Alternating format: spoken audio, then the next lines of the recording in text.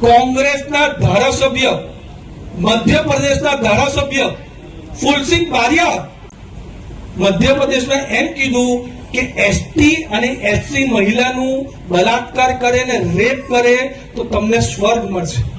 તમે વિચારો કોંગ્રેસના ધારાસભ્ય શું કહી રહ્યા છે. એમ કહે છે કે એસટી અને એસસી સમાજની મહિલાનું રેપ કરો તો તમને જન્નત નસીબ થશે, સ્વર્ગ નસીબ થશે, એવું બયાન મધ્યપ્રદેશના કોંગ્રેસના ધારાસભ્યએ આપ્યું. પાછું મીડિયા 2 દિવસ પછી પૂછ્યું કે તમને કોઈ વસવસો છે આ બોલ્યા તેના, તો એમણે કીધું મને કઈ વસવસો નથી, મેં જે બોલ્યો એ બયાન પર કાયમ છું.